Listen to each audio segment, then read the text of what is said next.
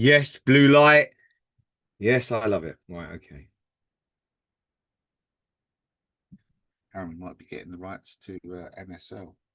Harry. Yeah, I don't know what MSL is. it's the American Football League, Wow, Soccer League.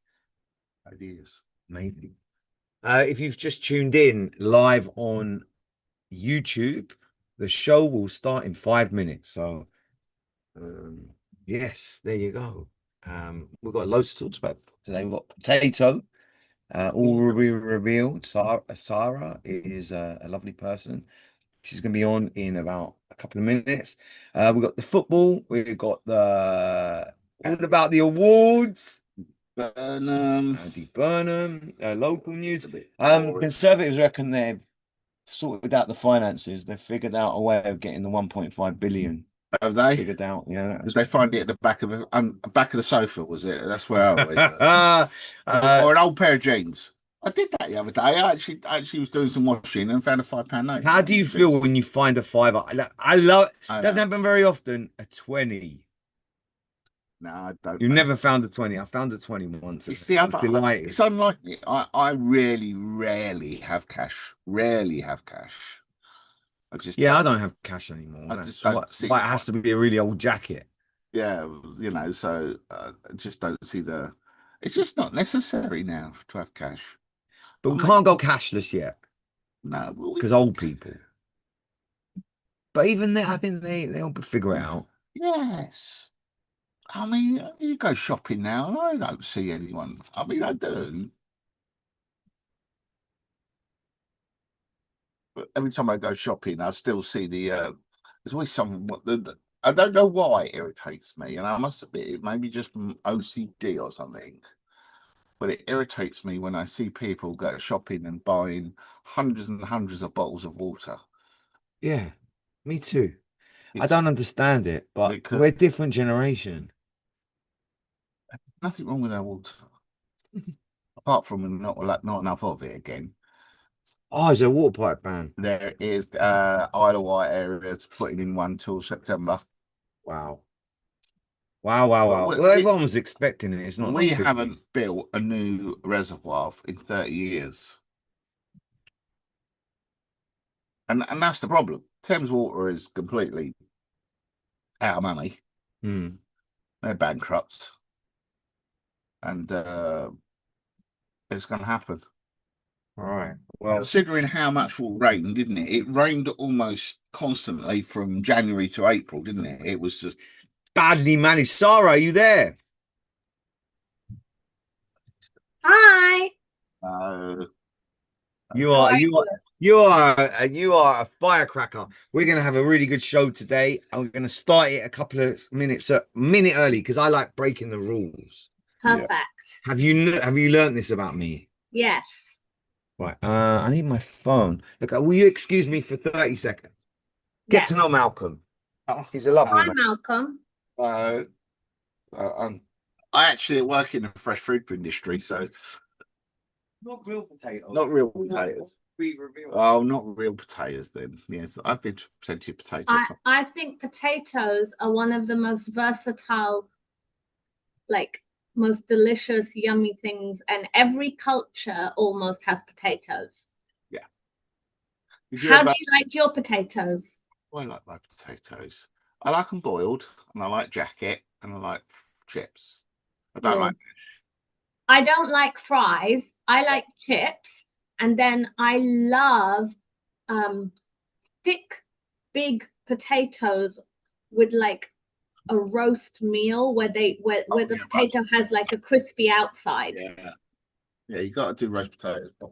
Yeah, roast potatoes are the best. I'll count us down. Oh, where's our? I don't know. You did a second. Did I? Well, doesn't. Yeah, that's there. I can see it. Oh, okay. Here we go. Three, two, one. Now you stopped it now. Yeah, you're right. I, I've had a rough week. You've Right, here had we a go. rough week. You have to go tell us what's on. Three, That's it. two. No, didn't go. No, I shouldn't have pressed that button. There's a lot of buttons to press. Buttons are fun. Ah, All right. What have I done? That's all right. You reckon? Ill. You reckon we've Yeah. done okay? All right, 3, No. no, 2. It looks like it's going. Maybe. Hey!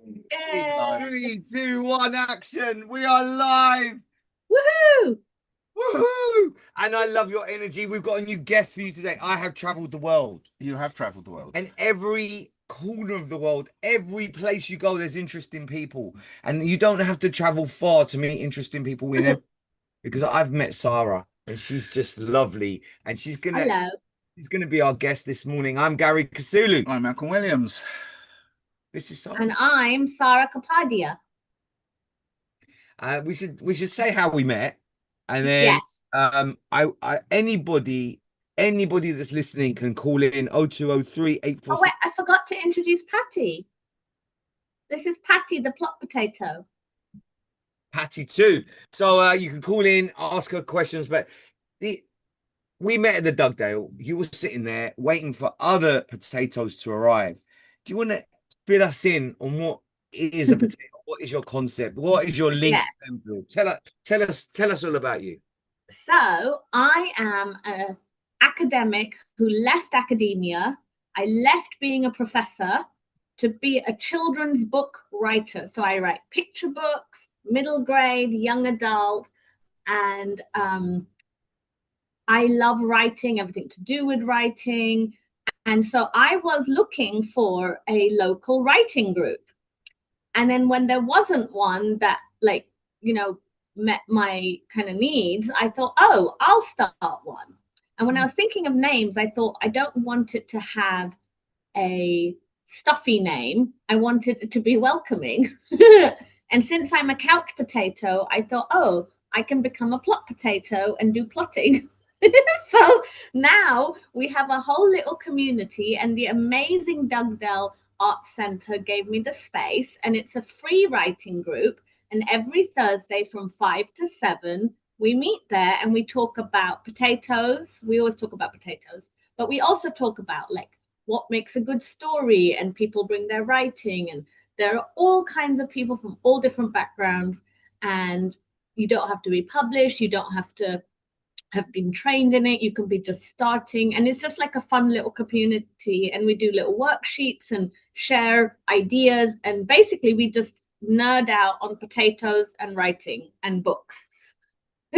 So I met Gary there because I thought he was smiling and he walked in really happy, and I thought, oh, I have another potato. But it turned out I met this wonderful human being who's super well connected, and he invited me to the show. And you should be on this show. In fact, I would like to give you, like, the Loving Local platform. There's 24,000 people on here. We have a lot of people. I'd love to give you your own show.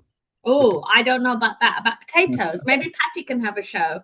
Patty can have a show. So it could be on like a Monday afternoon, and you could. Amazing. I wouldn't be there. Writing. You could drive it. That would be it, because your energy is infectious. I love it. Yes. I've been described in other ways too, but I won't share that here. The thing about negative people, they absolutely detest positive people. They don't like it. Drives them crazy. In my experience. But you know what's interesting about positive people is they always find each other, and they kind of congregate like bees. So soon there's a swarm all over the place, and then the lone soul negative people kind of get overwhelmed by the positivity, and then they leave, or they join the pack, which is our job, to spread the light, right? So Malcolm and I are going to ask you some questions over the next 10 minutes. This is a quite structured, believe it or not, hour. Then first 15 minutes we talk about you, our guest, then we move on to the news, then we do the sports, then we talk about the weekend. So it's quite fun. So you used to live in America, now you live here. Yes. Tell us a little bit about, what did you teach as an academic? So I was born and raised in London, in Enfield, actually, in Winchmore Hill. I did my undergrad at Cambridge. I did a Bachelor's of Education focusing on science. Then I did my master's at the University of London. Started a PhD at Oxford, but I was really young. I was only like 22, 23. So I quit after a year. You're a very high IQ individual here. I just think I was just studious. But then my dad was super disappointed because I gave up my PhD and said, I'm done with studying. So he said, let's move to America. So we went to America for a fresh change. And I taught little kids at a university who were the kids of the NASA scientists. So the guy who kicked Pluto out, Mike Brown, his daughter was in my class. So I used to get to say, I taught at Caltech, and people would be really excited, and then I had to correct them and be like, no, I was teaching the 3-year-olds. So that was really fun. But I got to meet these amazing people who were from all over the world, and their kids were studying there because they were doing research there, you know. I've had people involved with them. I tell you why I find people so fascinating. That you can't just skip over that. That's a big deal. And to you, it's not a big deal. But to people listening are thinking, wow, it's incredible. It was really fun. NASA life, campus life work? Because I've met someone who met an astronaut, and he asked him, is there anything in outer space? He says, there's lots of colors you can't quite describe. These people, they treat them as gods. Yeah. So it's about NASA. Really interesting. So basically, while I was there, I had a lot of interesting conversations with a lot of the parents, because, you know, when they come to pick up their kids. But the thing is, these parents, their social skills were quite different. Their topics of conversation were often like not what you talk about with, like, you know, like a regular school. So, you know, yeah. So like, a lot of times it was really fascinating. Like our conversations would be about science and all kinds of stuff. And then what ended up happening is I actually did do a PhD, and I looked at the childhood experiences of artists and scientists. So then I had this, but adult artists and scientists. So what was fascinating is all these NASA astronauts, these scientists, you know, people worked on the Mars rover. I was expecting them to talk about their childhood, about all science and everything. And then with the artists, people think, oh, they're airy fairy. It actually turned out that the artists were very scientific in their approach, and the scientists were actually quite philosophical and loved the beauty of outer space and all of that. So that was my PhD. And then while I was doing my PhD, I created something called the STEAM Journal, which is an international publication. And actually, we had it explode. It's a free online publication that I've now handed on to my colleague. And we had like NASA astronauts, we had presidential advisors, we had engineers, we had all kinds of people published, but we also had a dog who published in it. We had a derby girl, like, you know, roller derby. So it's kind of like was a place to bring different types of people together, kind of like what you do, like kind of make connections with all kinds of people. So that was really fun. But then when I shifted from academic writing to creative writing, it was kind of starting all over again to make those connections, because the creative fields don't really interact with the academic as much. And it's a totally different way of learning. This is my opinion, just my opinion. Yeah. I think schools are really good at helping young people pass exams. They're less good at seeing diversity and creativity, and I think generally. And Einstein was a smart guy. When he couldn't figure out what to do in his equations, he'd play the violin, he'd get in a boat and just float. He was a very creative guy. I think a genius is someone like you, who can be analytical, really, really analytical, very, very creative, quite misunderstood because you're a thought leader. If everyone who was a genius was understood, everyone would be a genius. I think you're a genius. Well, I don't know if I'm a genius. I think I'm a bit of a nerd, but I like being a nerd. But like, for example, but do you agree with me? Absolutely. So the people at that I've met who I feel are really, really like breaking the boundaries of what we take for granted, changing the way we view things, they are often the ones who play. Play is really important in all aspects of life. And I think that play.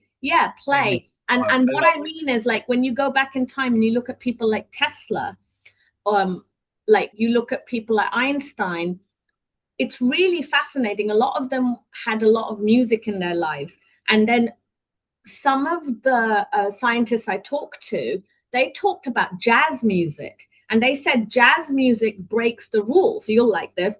And basically, when they talk about science, they said it's like jazz music. You take bits that you know and you play around with it and see if something else fits. And then if it doesn't fit, you don't give up. You just play again. And I think that oftentimes, because of the way the world is, sometimes we get stuck in these boxes and we don't play. We don't think, what if? Like, kids do this all the time, every day. They, you know, they'll take a cereal box and turn it into a car, or they're constantly breaking the rules. You know, they're trying to figure out how the world works, but they're also very confident because they haven't lost that belief in themselves. I am in no doubt, and I think everybody watching this is in no doubt, that you are a very, very interesting person with loads of layers. So, because we only have 15 minutes, yes, I could talk to you all day long, all day. I think we've explored some element of your life, but we came to here to talk about potatoes. Yes. And creative writers of Enfield, that if they want to join you. So do you want to tell us a little bit about, so you could tell us some of the stories about people joining. I think you're very, very creative beyond belief. And I think anyone going there, is there a cost? How does it work? Oh, no, it's completely free. This is a community space where you literally just show up. There's no commitment to come again. If it's not your thing, you can come halfway through. You can come, leave early. The way it works is you walk in, you sit down, we welcome you, we chit chat, get to know each other. And then people will share about their work. Like, we have one person who's a poet. We have one person who's a baker and he writes crime novels. We have someone who's never written anything creative, and he's a content writer in his day job, and now he wants to start writing a story, but he's never written anything. So we brainstorm. Then we have people who are like, oh, I want to write a picture book. Oh, I want to write a short story. We have published authors. We have a BBC script writer who comes. We have people who are exploring things, and there's no like prerequisite to having to be there. If you have never written even one sentence, you can show up and just talk about it. And we don't expect. Do you have a community that isn't just at the Dugdale, like an online? Well, we've built one now, the potato community, where, for example, there was this script writer, and then one of the other members came along and he's like, I have this idea for a script. And the next week he came with his entire pilot. So he gave that pilot script to the script writer, and they're communicating over email. I've met up with some of the potatoes individually. I'm editing one of the potatoes novel. And basically we meet every week, and I'm working on creating other events at the Dugdale to expand on this. But it's up to the people. Like, you know, for example, the other thing we do is we have an Instagram, the Plot Potatoes, and anytime there's amazing news about any of our potatoes, I share it. So one of the people got an award for their script. Another person published their book. Another person got accepted in a competition. So we showcase people's work as well. And then that way we can like build a kind of cheering squad, you know, for all of us. I haven't heard. It's very unusual for Malcolm not to drill in with. No, I'm just fascinated. Is it? You've done something. I've worked with Malcolm now for 5-6 years, and it's very rare that a guest comes on and you just listen and you haven't got any questions. Isn't she amazing? Yeah. Oh, thank you. I'm so lucky to have you in Enfield. I'm so lucky I got to meet you. Now you have to come to one of my potato sessions. I'd love to. Yeah. Yes.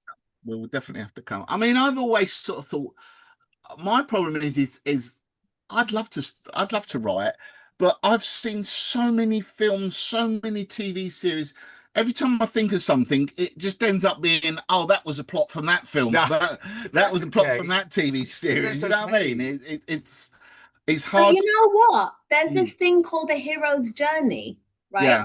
And as humans, I know I want to keep an eye on the time, but I'll quickly say this. Okay. As humans, we have the same story. So there was this guy who studied all the ancient religions. He studied all the ancient civilizations, and he came up with something called the hero's journey. And Star Wars, that director, Yeah. he used that book, and basically in life we're rooting for a hero or heroine who has some goal in mind, and then they have a challenge and they have to overcome the challenge. So all movies, all TV shows, they do have themes. So you can take an idea that you have Yeah. and think, okay, how can I make this slightly different? But it does have the same themes. Oh yeah, I mean, Star Wars was basically a Western in space. That's Right. really what it was. But there was also, when we was talking about NASA, there was something I read a while ago, and it was I don't know what university, but the professor for astrophysics put a note up on his door, and he basically said, if you want to learn about the history of the universe from 0.0002 seconds onwards, join the astrophysics department.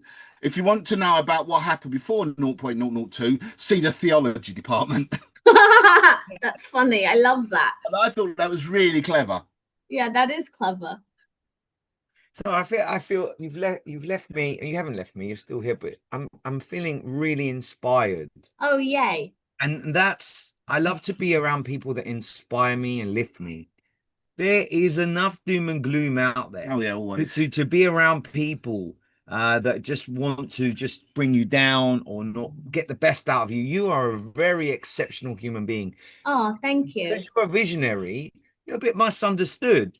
And I think that you just, if there will be criticism of people that try something different, I encourage you to carry on with what you're doing, and you have my 100% full support here. I'd love to actually flour your potatoes with some water and give them some H2O. Oh, yay. Too, you know, That'd be awesome. Like, why not? Why not? We can have a potato patch. Yeah. Yes, I love that. So what happens now is we kind of gently move into what's currently going on in the world. And we look, I look, the front cover of the Times today, it says that Ed Miliband should not be, that Donald Trump loves interfering in things. He said that if Ed Miliband is our chancellor, it will be bad news for us. So that's on the front page, along with really something that's less important, or some would say it's more important. What time the kickoff of the football is. Yeah, there's something going on there. I mean, why was everyone making such a fuss about having the pubs stay open till 5 a.m.? I don't see the problem. Sorry, I'd love to ask you a question. Yes. My guilty pleasure is reading the broadsheets. Sorry, what? My guilty pleasure is reading the broadsheets. Wow. The big papers, right? I love it. But it's such a luxury of spending an hour and a half going through the paper. And some people, I meet them and they'll say, I just remove the sports section and just go into the money section or the business section. Some people read from page to page about the news, or some will go to the obituary. What does it say about a person, that how they consume their news? So I think, honestly, so this is going to sound very silly, but going back to caveman times, communication is how you build a community. And how one, for example, during the caveman, there might have been like someone like saying, oh, well, that tribe over there has killed all those animals, so we need to move, or something, right? So at the beginning since the beginning of times, communication, newspapers were there literally for survival. Over time, they've changed to commentary, and then they've changed to, keeping the community connected. But also, you know, there can be lots of controversial topics that people don't agree with, you know. I again think that just because someone doesn't agree with something doesn't mean that that's a bad thing. It actually breeds conversation. So for me, one of the things that I think is really interesting is, you know, coming from the book world, is my kids here in London have started loving going to the library and the bookstores, and on the tube, we see people reading books. Now in LA, we were in a very like movie heavy environment. So the bookstores there, they would have celebrity books, they would have graphic novels, and they would have loads and loads of kind of short memory items. Whereas here, I feel like people read more newspapers, they read magazines. We see people connecting in a different way. So they're engaging with the news, I feel, in a different way than they do in places like America. That's my take. This is why Malcolm and I have this show. It's news, and it's a hybrid of social media and not. And we're trying to be different, or we're not trying, we're just ourselves. And so it's just, I find that fascinating. That front page is talking about some really serious stuff, world politics, and it says they've moved the football. So that's funny how Gary and I are very different about this. I don't think I've read or bought a newspaper in donkey's years. I've found probably since, I don't know, the 60s, newspapers are biased one way or another. Yeah, they're all biased. That's fair enough. To some point or another. And I think it's very, very hard nowadays to get honest news. Even news online. You got to work hard. You got to work hard for honest news. You got to work hard. You got to read left, read right, read liberal. And I've always gone with that quote where the only thing you can believe on a newspaper is the date. You see, you know, and it's just hard.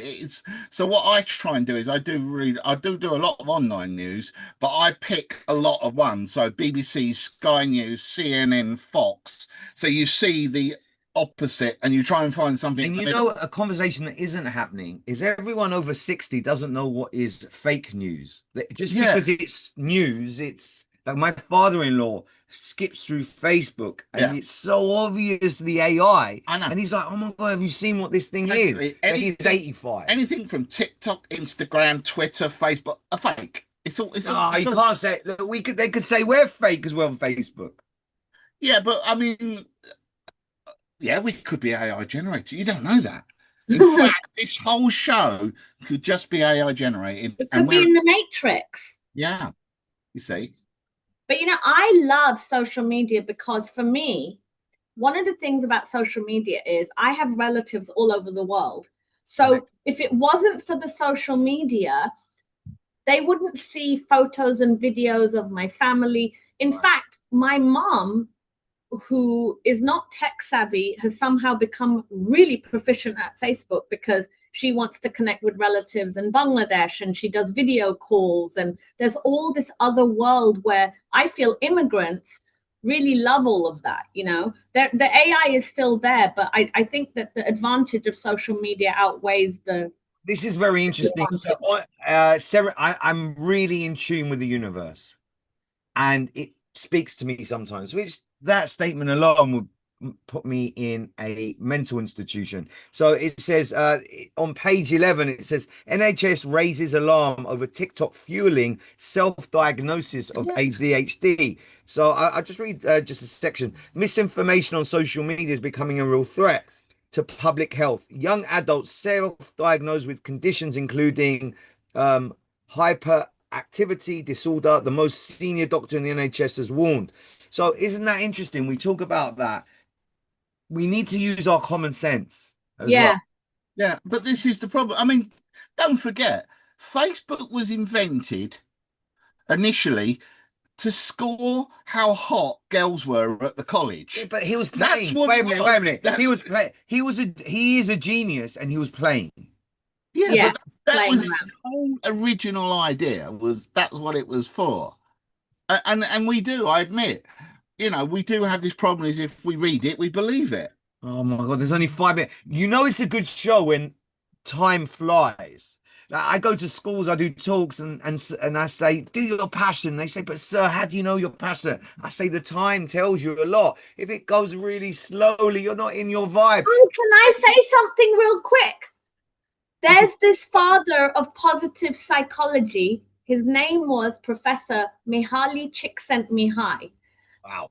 Yeah, and he was my professor, and he studied why people are happy, and he created this thing called flow. And when you're in your flow, time doesn't exist. So if you're a painter, or if you're like an athlete and you're running and you love it, time ceases to exist. And he said that was the epitome of true happiness, is when time ceases to exist. I really appreciated that. We hardly know each other. I've written and published a couple of books, and one was on happiness. So I really Amazing. I'll share that with you. Oh my goodness. Right. There's only a couple of minutes left before we go into the sport. Andy Burnham, a week in politics is a long time. He's your mate. No, sorry, he's not. He's going to ruin London. He's going to make. He's going to do a number 10 at Old Trafford. Yeah. I just think Londoners need to be aware that he's going to do his best to move as much wealth and power away from London. Now, the thing is you think, well, that's not a bad thing. But London is more productive. People come from all over the world to London to see these things. They don't go to Bolton. They don't fly from Canada to Bolton. They don't fly to Leicester. They fly to London because it's the coolest city in the world. And once it's broken, that will be a big shame. I'd love your opinion on that. Oh, totally. I totally agree. My worry is I understand why Starmer had to go. The Labour did too many U-turns, didn't think things through. It was all kind of, it almost felt like it was done off the cuff, you know. Oh, let's do this today. And then somebody says, hold on, it didn't really well. Oh, yeah, okay, we're going to change it. But we don't want, if Andy Burnham starts pushing the party more left, I think it will cause more damage in the long term than it will. Than I agree with Sarah. Can I introduce you to another wordsmith, a renowned journalist, ex-journalist? I don't think you ever stop being one. Come on. Well, I get in my head. Yeah. So this is the first World Cup in 44 years that I haven't been to. So there you go. So, can I recreate a moment for you, Andrew? Yeah. Right, here we go. I'm going to pretend to be Maria Ellis. Okay. You pretend to be me. And I've got the mic, and it's the Enfield Business Awards, and they're doing the raffle. Right. And would you like to pick? So I'm Maria Ellis. Comes up to me, she says, "What name do you get?" Andrew Warshaw. No, you're kidding me. You are kidding me. No. What did I win? I haven't opened it. Oh. I'm opening someone's post. Where is it? It's in a bag in my house. Oh my goodness. Who picked it? I picked it. Oh, Gary, I'm touched. My goodness. It was random. It was random. And the best thing of all, if we've raised over £1,000 for all the charities. Wonderful, Gary. So how do I pick my prize up, and when do I? I'm going to organise it for us. I'd love to take you for a beer as well. But... I'll come over to the house next week. All right. Well, it's here. It's in safekeeping. Oh, wonderful. Gosh, I'm very touched. That's the first I've heard of it. No one told me. Well, if you were there, you'd have heard. And Andrew... I left before the raffle, obviously. Yeah. Well, it's 8:29, and the thing is we were going to announce some of the people that won the Enfield Business Award. Yeah, can I just interject? Winning I hope I didn't win the baby's teddy bear. That's just. It's in a box. I doubt it. Anyway, go on. No, I would have loved to have announced a few of the winners, but let's do the sport, and if we could do the sport quite briefly. Well, it's difficult this week because this is the biggest week ever. Let's see how we go. Over to you for the sport. So Louise is right on her text just now. I don't know if you've seen it. FIFA have done a classic FIFA U-turn, Malcolm, and they have decided after all to keep the game at its original time, Gary, of 1 a.m. UK time, 6 p.m. in Mexico City. Based on the fact that both the English and Mexican FAs were taken completely by surprise around the decision to move it. It would have been great, of course, for all of us here watching the game at 7 p.m.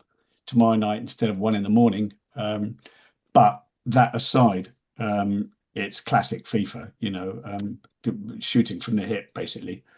No, this is just a simple fact. Is there's all these advertisements that want to go on prime time, and suddenly saying, "Oh well, you're going to put them on at midday," because I think it was a midday. It was planned to be midday local, wasn't it? They want to change it to. Correct. And I bet all these massive advertisers suddenly went, well, we're not going to get an impact at 12 o'clock. It's a very good point, Malcolm. They've kept the original time, so yeah, they kept the original time on paper. The original reason for switching it, Gary, was fear of thunderstorms and the match being delayed, because that's the time of the day in Mexico when you get these very heavy lightning storms. But Malcolm's right. I wouldn't be at all surprised if the advertising company said, hang on a minute, this won't work for us. Probably would never come out. Anyway, so that's now, Gary, going to be 1 in the morning. I've got to tell you guys, Gary, listen to me. Sorry to put a negative block on this, but do you know how many times Mexico have lost at their home ground? 2 in 10 years. And watch my lips, 89 matches. There's some science to it, Andrew. Apparently the ball moves differently. Yes, the ball moves quicker.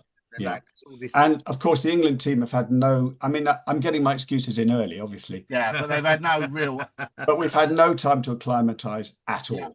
It normally, according to the experts, it takes 12 to 14 days to acclimatise to the altitude in Mexico City. That'll make the win even sweeter. But I cannot carry on without mentioning Cape Verde last night and Argentina. I mean, Gary, you're talking about arguably the biggest mismatch ever in World Cup history. And they came so close to knocking out Argentina, which is good. Now, and that does the backdrop, the backstory to that is that when the World Cup was expanded to 48 teams, I hold my hands up. I was one of them that said, this is going to devalue the tournament with all these little countries in it. But my goodness, has it shown to have the opposite effect? I go out on a limb, and I don't know if Sarah is going to agree with me here. I think the most powerful human skill is mindset. You could be the most. Oh yes. Look at our little tennis player that is that British girl. What's her name? Raducanu. Oh my God. She pulled out. What goes on in her head? Yeah, what goes on? No one knows what goes on in her head. So anyway, you asked me to do a sport quickly. It's difficult because Wimbledon, of course, carries on, and we've got the spectacle today of the Williams sisters amazingly playing doubles together. Serena came out of retirement and she's playing with her sister. We've got one British singles representative left in the tournament. It goes on for another week, as we know, it's a 2-week tournament. British Grand Prix, I know it's taking place, Malcolm. Yeah. Tomorrow. And we're in a cup final tomorrow, Gary. Not the World Cup of football, but women's T20 World Cup final. England and Australia at Lords. And we also have England are playing South Africa in rugby in about 5-6 hours' time. There's a heck of a lot going on in sport this weekend. But I mean, everything focuses, of course, on the World Cup. I fear it's the end of the road for us, but we'll know. We'll know. We go back to mindset, if you don't mind. Okay. You must have seen with sports the mindset of the player, the individual, outperforms their skill. Like, sorry, you were about to get really excited about what I said. Sorry, do you agree that mindset is the most effective performance metric of a human being? So, those stories when there's a child in a car or something, and then the mother out of nowhere gets this insane strength to lift up the car. Well, athletes have that. There's this story, I can't remember who it is, of this man who came to a marathon. His shoes had been stolen. So he pulled out 2 shoes, out of the trash, and he won it. But he did not have the correct shoes. Kind of, you have to go way back. That's a but like mindset really, I mean, there are stories of athletes, And the psychologists have done studies on this, that before they do anything, they stand in front of a mirror and they make the Superman pose or the Wonder Woman pose or whatever. And they imagine and they visualize themselves crossing over because if you can visualize it, your brain believes it. If your brain believes it, it's more likely to make choices to push that, like, oh, I'm getting tired towards the finishing line, but I visualize myself doing it, so I'm just going to push. Why on earth football coaches don't do this more often? Because there's a gent that scored the most penalties ever, and they asked him, well, what is it you do to score? No, but Sarah raises a very good point. This is why most elite sportsmen and women have sports psychologists to help them at the moment. In fact, yeah, Gary, you're right. Even the England, I don't know if you watched Dear England on the TV recently, but they and Gareth Southgate employed a sports psychologist to help the players. So particularly with penalties. So you're right. It's mindset plays a huge role, but mindset is only, you can't ignore the climatic realities, regardless of how strong the mindset is. And I fear that. I read an article this morning that after half an hour of a football match in Mexico City, you're struggling to breathe. Yeah. So, we'll see what happens. Fair enough. That's physically, but they need to be on their A game. And this is something that, for me, mindset has got me to where I am, for sure. Yeah. Andrew, what else have we got to speak about with the one thing? I want to announce some winners. One thing on the football, though, quickly. They did the usual. We've put all the analyticals into some supercomputer, and it spit out the odds, and it's France, Argentina, Spain, and then England. But that's what it kicked not out. Brazil.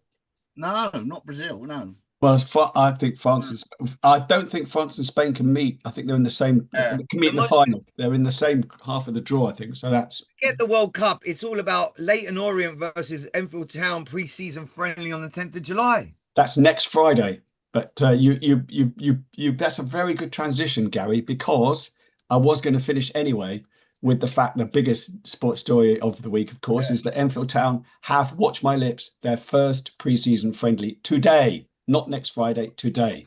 But it's away from home, around the corner at Haringey Borough. It's the first of several pre-season friendlies. And you're right, Gary, the first home friendly is next Friday against the Orient. I think they're sending a very strong team, which is great for us because the new management, this is the time where you look at players and decide who you're going to keep and who you're not going to keep. So first pre-season friendly today. Yeah. Now there isn't time to go through every single trophy winner and highly regarded, and I think Andrew should announce the best pub. Well, Gary, I'm very honoured to present the Rose and Crown with their prize for best pub again. Well deserved, because they've transformed that pub into something welcoming. It's very friendly. It's just completely changed from 5, 6, 7, 10 years ago, and it's gone from a pub that no one used to go to a pub that attracts scores of people across Enfield. Gary, for instance, they've got a big screen in the garden for the World Cup. That's the classic sort of thing that Alan and Stephanie are trying to do, and they've just so nice. It's a remarkable. It's remarkable how. Sorry. They're a real independent now, so and it's incredible how they've just transformed it into a really good local boozer. So just for the next 10 minutes, sorry, you and Andrew are gonna. Andrew can't be in it because he's not. He was there, so he knows the answer. So if it's okay with you, Sarah, you're gonna try and guess. Okay, best restaurant. It'll be out of 3. Malcolm, all right, we're gonna give you 3 choices. We're gonna give you 3 choices for best restaurant, and then you can decide who you think are the best one. So it's out of Zaza. They're a pizza restaurant, Italian restaurant in Lancaster Road, I think. Chase Side. We're Marcus Kitchen, best Italian restaurant in the country, or Art Pizza. Ooh, I'm going to just go with my own choice because I love the story of Art Pizza. I don't know if they win, but basically the family came over from Italy, and I think he like taught how to make pizzas in Italy, and I just love that his daughter works there, and we love that place. And the winner is Marcus Kitchen and Bar. Marcus Kitchen, but very close. And Zara, I like your choice. I like going there. It's a Gary, is it very- right that, did you say on Tuesday that 12,000 people voted for best pub? Wow. 12, no, altogether 12,000. That's a lot of people. Here we go. So the next one, are you enjoying this game? It's so fun. All right, here we go. So best cafe. There was actually, what's it called when the umpire, you have to check it. There was a recap. Tie break. There was a lot of controversy about this because people didn't agree, and there was quite something. And the first time that's ever happened. So best cafe coffee shop. Wasana in Winchmore Hill, Zoopla in Lancaster Road, Sophia's Bakery, very, very popular, and the Green Bee Coffee Company. Sarah, who do you think won? I'm gonna go again with my favorite because my blind Cocker Spaniel loves this place. Oh, And I'm gonna go with Sophia's because they love people and they have the best kimchi grilled cheese sandwich. So oh, I love going there. And also, they're just really nice people over there. where is it based, Sarah? It's right next to the Enfield Library. Oh, I have to go there. They bake Yeah, and they fresh have a bread. little jar with dog cookies. With And so dog Dory's cookies. made a Oh, great. friend. Dory, my blind Cocker Spaniel, made a friend Oh, with wonderful. the dog. And they cook their fresh bread, and they really good. Yeah, This was such a tight, so they definitely deserve recognition, Sophia. So you had to recount the vote like a political election. The winner was Zippola. Zippola. Yeah. I didn't know Zippola won. They're down the road from me.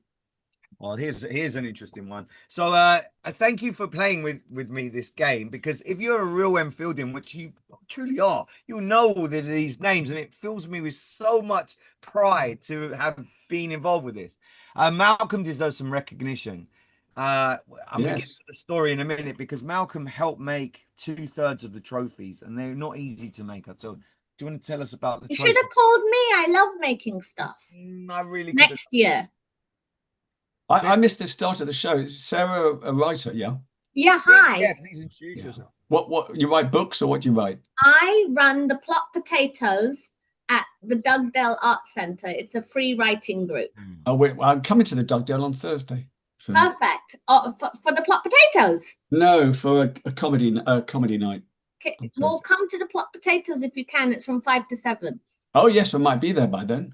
Amazing. I might Well, see then I'll you. get to meet you in person. Yes, you will. Another thing I love, connecting people together. We haven't got Yeah. time to do them all. We'll do some next week. But best specialist shop or independent?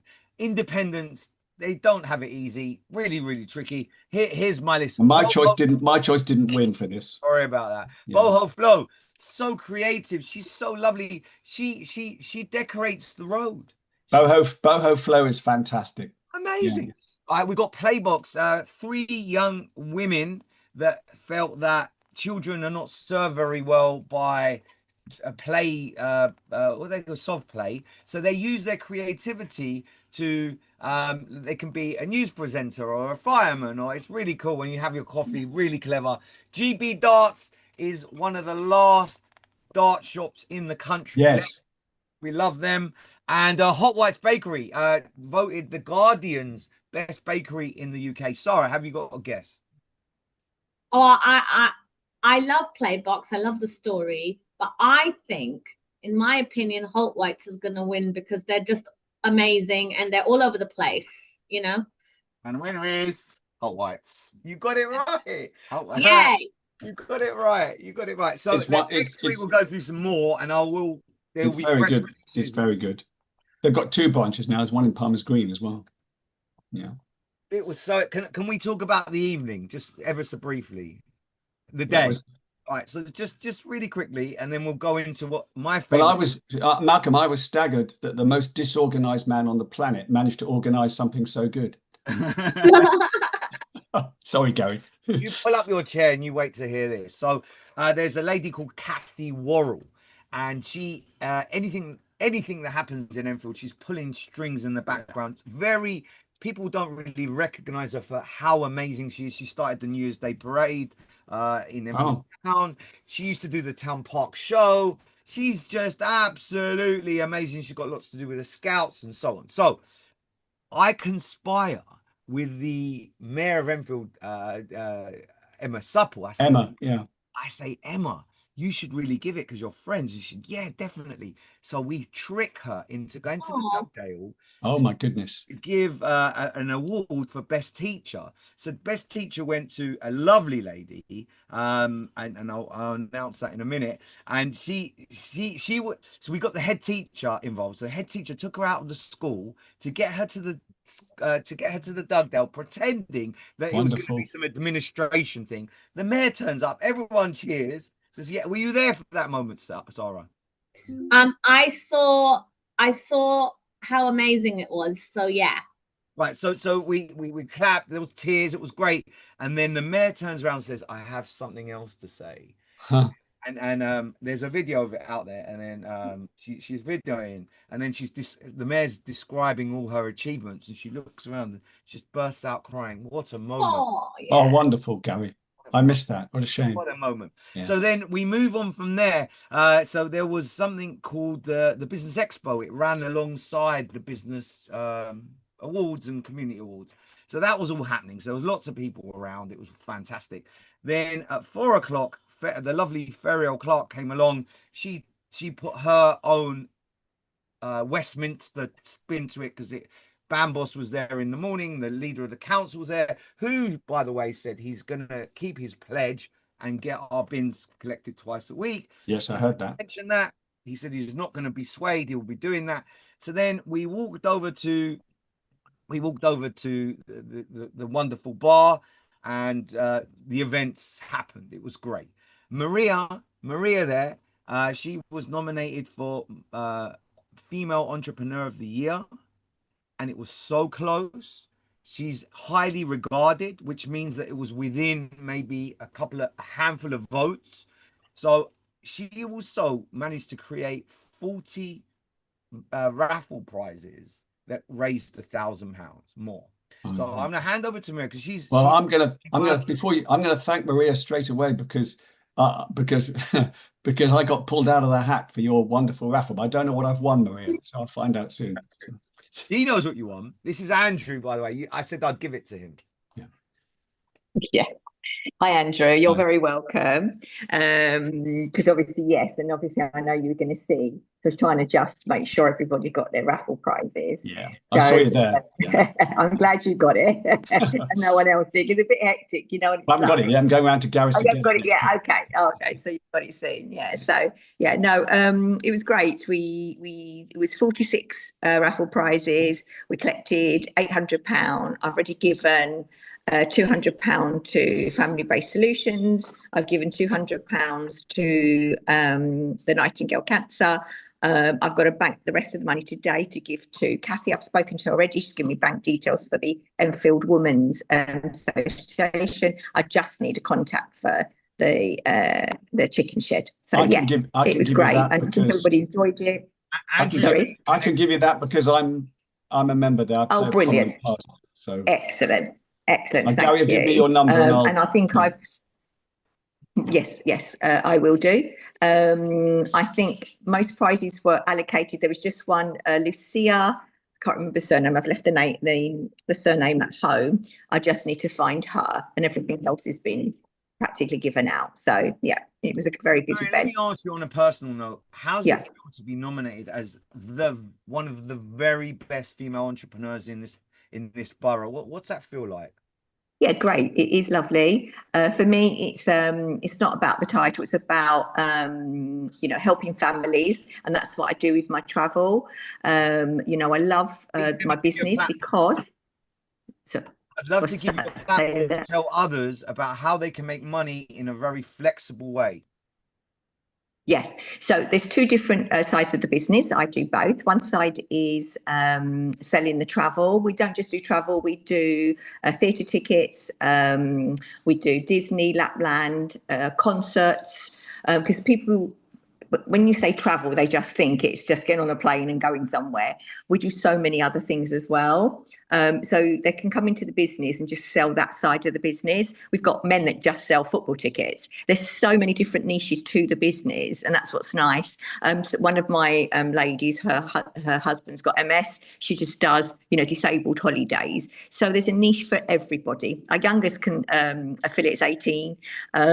She's now been in the business for 2 years. She joined at 18, 2 years, earning £250,000. So it's a thriving industry, the travel business. The other side is the marketing, and that's where I come in. I've been doing network marketing for 42 years, and I love helping families change their lives, and that's what I love to do. The nice thing about this business, you can do both, or you can just do one side of the business more than the other.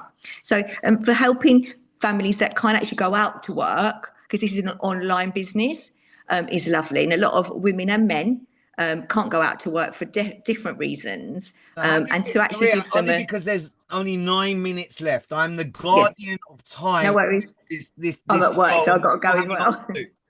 I have to as well. How do people get in touch with you, Maria? Just give me, my number is 07723 Maria, could you 076. sorry, interrupting you. Could you send Gary? I'm sorry. I will put it on the show notes and I'll get it to everyone. Yeah. You can Facebook Maria. She's quite. Yes, I'm on Instagram. I'm on Facebook, and my name's Maria Elias. You can find me on both. She was the last time we did this. She was the winner of best customer service because she really gives a damn. Do you know what? There's one thing I want to say. What we need is, when it comes to travel agencies and travel experts, there is very little ones around for holidays for single people, and the ones that are around are so expensive. There you go, Maria. That nobody does, because obviously people think, oh, nobody goes away on singles, but I know plenty of people who want to go, just want to, just get out the rat race and spend a week somewhere, but it's just so expensive.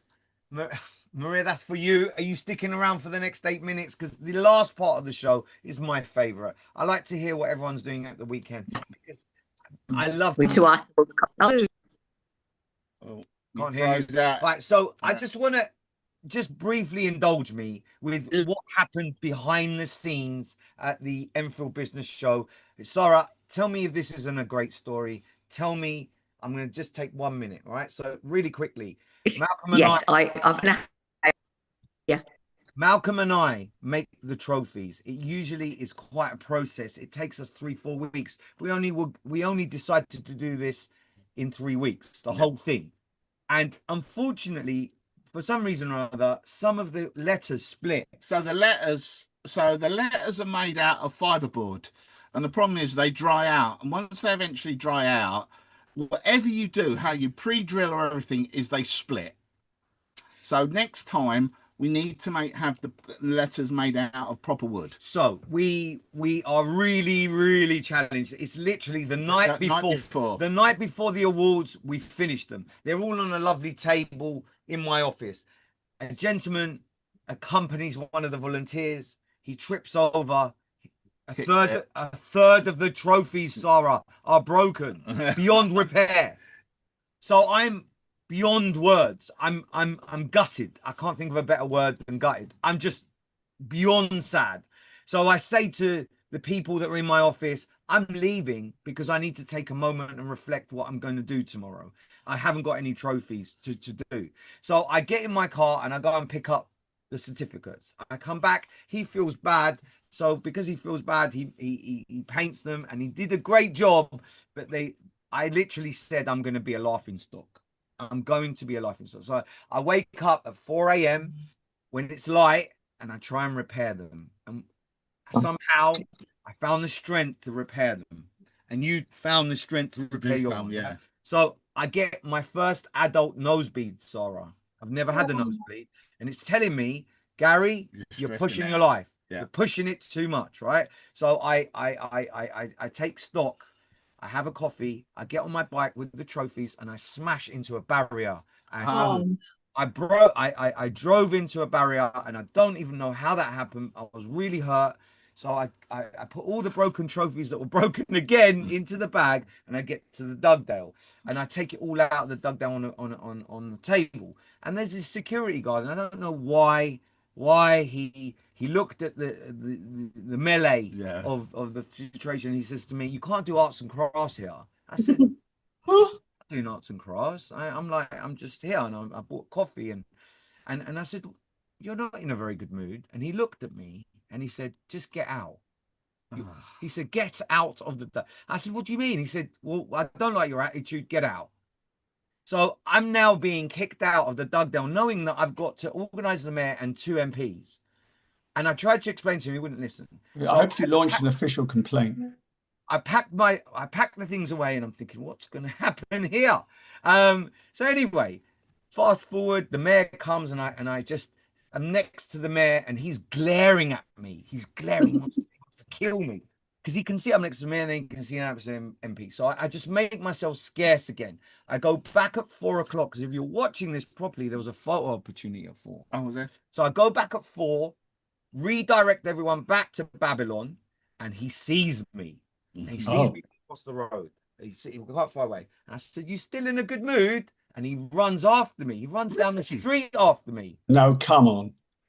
Are you serious? I'm so serious. And I'm just about to present all the awards, and I've got the security guard chasing me. So you never know. Like, no one would have ever known that had happened. So that is a story I'm hoping that inspires others to say, when the world is crumbling around you, you just put your head down and go. Like, I don't know if that was a fun. Can I just quickly tell Maria something? Go for it. Maria, I've found out already who you should contact. Text phone number. Or is it something else? Hello. How do I get Hi. hold of you? I How will to get put my, right, you in touch. 07723. No. Could you just write this down? Yeah, we'll sort it out. We'll give you each other's numbers. We'll do it after the show. Yeah. Okay. Yeah, I've got an okay, email stick around. address and a person for you. Okay. Okay, What we're brilliant. doing at the weekend. Go Yeah. for it. Sarah, Excellent. Thank you, Andrew. No worries. Gary. what are you doing at the weekend? What are you doing? Wait, first I want to tell Gary, you know you've made it when a security guard is chasing you, because then you're really somebody. You're Very that good. famous that you get chased. Yes. That's very good. Every celebrity has a run-in with a Yeah. security guard. So now this was your chance. Well, you're a celebrity, but you haven't yet. Me, I'm Yeah. not a celebrity. I'm a You are. potato. Yes, you are. You are a celebrity. I'm a Oh, potato. Anyways, okay, so this weekend on Sundays, my older son, by the way, I adopted 2 foster boys with my husband, and that's one of the reasons we moved to England, is I want to give them my amazing British upbringing that I had. And I grew up in Enfield, so I love Enfield. So this weekend on Sundays, my husband takes the older one to the cricket club, and they do cricket, and the little one goes to Chicken Shed. And today Wonderful. On a Saturday morning. yeah, like no, on a Sunday morning. Oh, So okay. they have the little one is 6, Yeah. and he's learning how to perform public speaking. We love the Chicken Shed, and the older one's very athletic, so he does cricket. And then today I'm trying to take all the kids and like the boys into central London, and we're going to try to meet Peppa Pig at the Battersea station. So that's my weekend. we Wow. love Peppa Pig. Episode 89 is when she goes to the optician. That's my favorite episode. Oh, amazing. Next, Maria, Yes, what are you doing that's this a full packed weekend, Sarah. Well done. Yeah. I'm working today during the day. I work in a perfume shop in St Albans. So I'm working today and tomorrow because I do work the weekends. But this evening, I've just signed up a new gentleman yesterday, and he wants kind of the full fledged of the business. He works as front house in the hotel in London. So I'm meeting him tonight. So yeah, and tomorrow night we've got some recognition with our travel business tomorrow evening. So yeah, my weeks and my weekends are always full. Where's your Even at God, the you've got a age of travel business as 60. well. Oh, That's why. wow. That's Yeah. why she's entrepreneur of the year. Yeah. Well, yeah, it's So thank you. That's me. Wow. Yeah, I've also got a packed weekend, but quite rarely. Football. what are you up to? So what have you got on, Andrew? I've got Enfield Town's first pre-season friendly this afternoon. Mhm. Then a good game on TV at the World Cup. Then I'm going to the Rose and Crown for a Scar gig, and then tomorrow I'm hosting a barbecue. And then if I can stay awake, we got England at 1 a.m. Well, I doubt I can, but anyway, there you go. I'll record it and watch it the following morning probably. So pretty packed. Yeah. And I've got a little surprise guest for you. Oh, I'm going to just we missed. You were cutting out just then. show you who my surprise guest is. When? The actual Oh! winner of the female entrepreneur. Gary. Gary's at podcast. Oh, Gary. Hi, Gary. Morning. Good morning. Wow. You okay? All you got female a sore entrepreneurs throat. hanging out. Wow. And so, what did you say, Gary? I said all you female entrepreneurs hanging out. Absolutely. That's what it's So, about. Can I It's just say about something very sharing quickly? the love. Sharing the love. Can I say something very quickly? Maria, can you now, I've got a pen, tell me the Yeah. phone number and I'll text you the chicken shed stuff. Lovely. 077 23 Yeah. 076 577. Got it. All right, I'll do it later. No worries. Yep, brilliant. Thank you. Lovely. Thank my, you, everybody. my children didn't celebrate their 21st or their 18th because one was at uni, the other one was doing something else, and then one of the children was 16, and we didn't do it. We didn't do any birthday parties. So next Saturday we're going to host a barbecue, and my garden looks like a jungle. So today I'm going to jet wash. I'm going to try and get the garden ready. Tomorrow, Nice. I'm a qualified optician, so I had to keep up my education. I'm going to drive to Birmingham and learn about eyes tomorrow. Yeah. That's me. Well, Okay, well, me and Angie will be there next Saturday. Don't worry. No. yeah, I'm coming to get my prize. Open house, you can all come. Yeah. No. I've got to we've go, got guys. barbecue at Angie's next week. Yeah, we have. Malcolm. I've got DIY. my garden shed today. I knew that was coming. Yeah, it's garden shed day. I've put it off for long enough. Guys, great show. I've got to leave, yeah, because I've got things I've got to do now. Louise, if you're still listening, Andrew, I'm ready with your prize. I'll come and get it. Yeah. Louise, if you're listening, you and your husband were amazing at helping. All the volunteers, thank you for helping. There's an African proverb. It says, if you want to go fast, go alone. If you want to go far, go with others. We live in a community full of amazing human beings. Enfield is a great place to live, and I'm very grateful for you all. Sarah, thank you for coming on. Yep, thank you. Bye. A bit of potato. Bye. Bit of potato trivia. Bye, Sarah. Bye, Andrew. Yeah, Bye, I want to Malcolm. know Bye, the Gary. potato trivia. I want to know the potato Walker's trivia. Crisps. Walker's Crisps. All the potatoes for Walker's Crisps are grown in the UK. They only use UK potatoes. Oh, brilliant. Do you want to just say about the hot dog or not really?